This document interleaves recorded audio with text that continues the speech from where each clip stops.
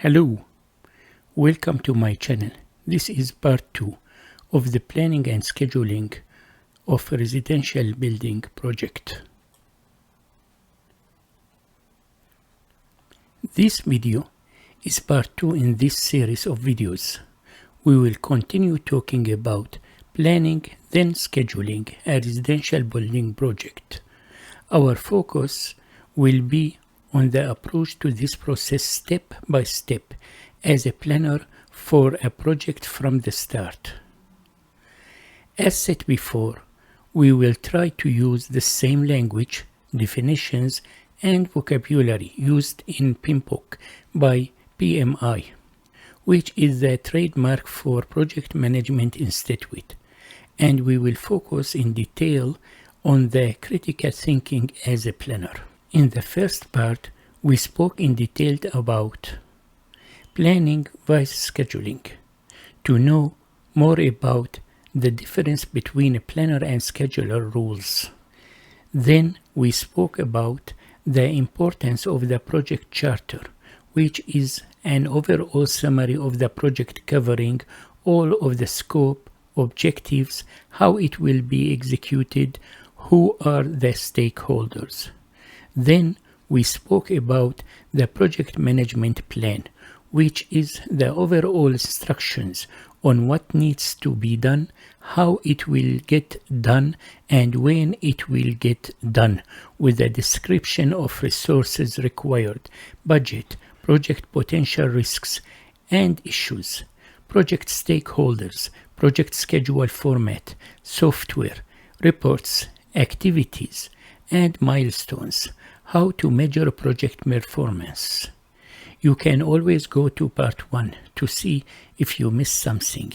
At the same time, whenever necessary, we will revisit any topic to go into more detail. In this second part, we will talk in detail about how to identify stakeholders and the importance of good communication with all stakeholders, how to collect requirements, define project scope, how to create the project WBS, the work breakdown structure. Identify stakeholders. Slide 1. Who are the project stakeholders? Stakeholders can be individuals, groups, or organizations that may be affected by, or perceive themselves to be affected by a portfolio, program, or project's decision, activity, or outcome. Stakeholders also directly or indirectly influence the project, its performance, or its outcome, positively or negatively. 2. Stakeholders' engagement in the project is essential.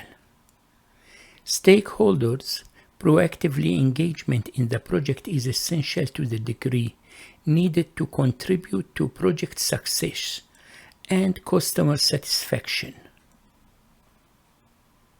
Project stakeholders can affect many aspects of a project, including but not limited to scope requirements. Good timely communications with stakeholders help us to define and reveal the overall scope of the project, then the need to add, adjust, or remove elements of the scope and or project requirements. Project schedule. By offering ideas to accelerate delivery, or by slowing down or stop delivery of key project activities. Project cost. By helping to reduce or eliminating planned expenditure, or by adding steps which will impact the budget and increase costs. Project requirements or restrictions that increase the cost or require additional resources. Project team. By restricting or enabling access to people with the specific skills, knowledge, and experience needed to deliver the intended outcomes and promote a learning culture. Develop project plans by providing information for plans or by advocating for change to agreed activities and work. Define project outcomes by enabling or blocking work to reach the required and desired outcomes. Setting up project culture by establishing or influencing or even defining the level and character of engagement of the project team and broader organization. Project targeted benefits realization by generating and identifying long-term project goals so that the project delivers the intended determined value. Project risk management by defining the risk thresholds for the project activities and setting the action needed when breaching these thresholds. Project quality management by identifying and setting up the required quality of the project outcomes and deliverables, how to measure these successes and the successful outcomes. Project stakeholders may come and go or change throughout the project's life cycle. Additionally, the degree of a stakeholder's interest, influence, involvement, or impact may change over time. Stakeholders, especially those with a high degree of influence and with an unfavorable or a neutral view of the project, must be effectively engaged to understand their interests, concerns, and rights. The project team can then address these concerns through effective engagement and support, leading to a more likely successful project outcome. The process of collecting requirements is the first step in defining and managing the project stakeholders' needs and the final project output and scope. This process is determining, documenting, and managing the stakeholders' needs and requirements to meet the project objectives and goals. This process involves data gathering and analysis, using expert judgment, decision making, then making data representations to the team with context diagrams and prototypes if necessary. Define scope. Defining project scope is part of project planning that involves determining and documenting project goals, deliverables, and deadlines by setting boundaries on what is part of project objectives and deliverables and what is not. Defining your project scope isn't a one-person job. Rather, it's the project management team aligning with project stakeholders to make sure that they all are on the same page. The process should develop the project scope statement, which, depending on the project size and complexity, might be a document on its own or part of the project management plan.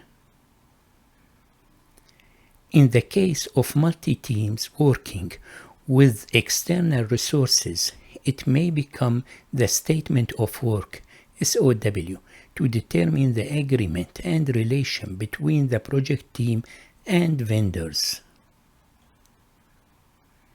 Defining project scope early is a critical element of project planning, as a clear scope statement helps to eliminate the project from growing beyond what is intended, ensures that all stakeholders have the same expectations of the project, reduce project risks, helps the budget to stay within the intended limits, and establish the process for change requests in bigger and more complex projects. The steps to define your project scope. Outline the project objectives which the project is intended to deliver. Outline the resources necessary and available for the project. Collect any additional requirements or anything that might impact the project, including the timeline. Develop a project scope statement draft by compiling the data you have in one document explaining what will be done and what will not and why. Communicate with the stakeholders to make sure that this project scope statement covers everything in the project. Establish a change control process, if necessary, for bigger and complex projects in case things need change. An established set of processes that stakeholders have to go through before their change is approved. Share the stakeholders' scene scope statement with the project team members to be on the same pace. Have this document have formal approval from management. Use the project statement as a reference through the project life cycle to ensure the project is on track and not at risk of scope creep, and to make sure changes go through the change control process. Work breakdown structure. WBS, or work breakdown structure, in project management is visual hierarchical that is either a deliverable-oriented breakdown of a project into smaller components, or tasks or activities-oriented breakdown of a project into smaller components. Either is correct, as both ways give the same outcome by breaking the project into smaller, organized, manageable sections. The main benefits of creating a WBS are it defines and organizes the work required. Every project has a WBS, just like they all have schedules and budgets. Even if they aren't done or written down, every project manager has some idea of what they are doing, how long they think it will take, and how much they think it will cost. The smaller parts in the WBS are called the work package, which will hold the activities or tasks assigned to team members to perform the project works. The WBS is a top-down decomposition of the project total scope into multiple levels, so it must be broken down starting at the top to well-defined elements. Proper WBS helps estimate resources and costs, create a phased schedule of tasks, and manage each phase. There are 4 elements of WBS: hierarchical structure, relation between different levels, helps to give a clear picture of risks impact. 100% rule, every sub-level combined makes 100% of the upper level. Every element on a certain level is exclusive to that level to avoid duplicate works.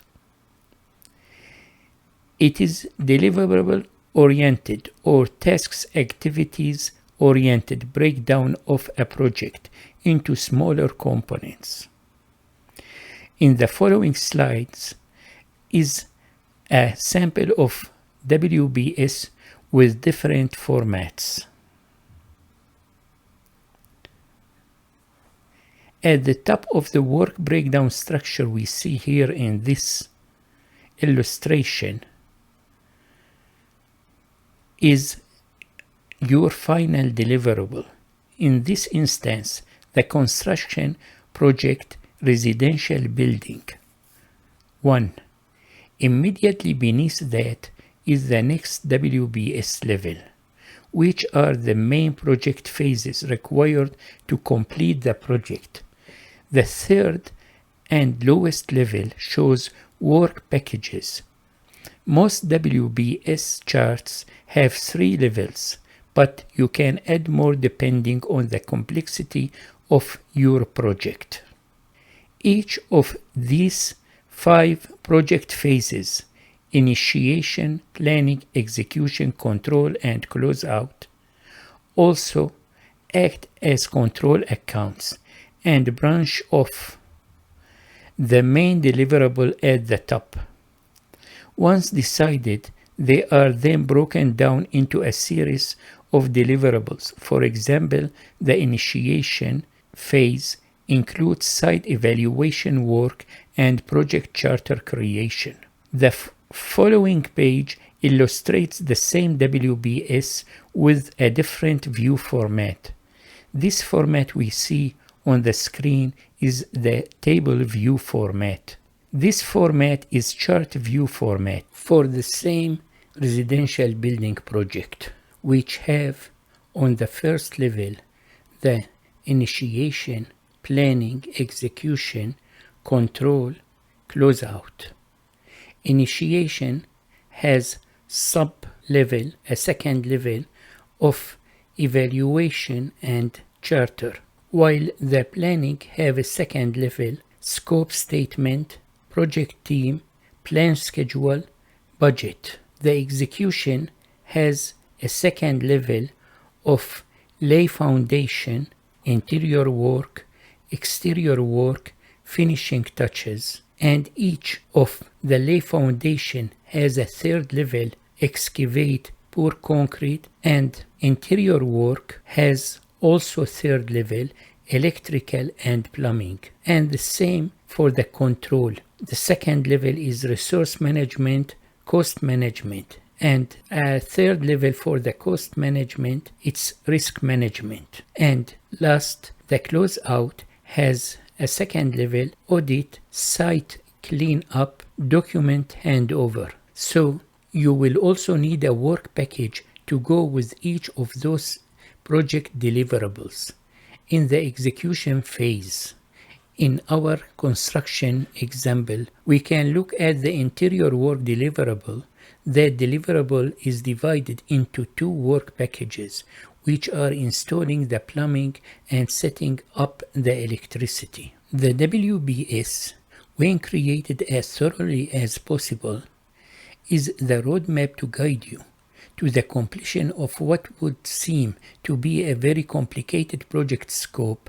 However, when broken down with a WBS, project planning, scheduling, and resource planning suddenly become much more manageable.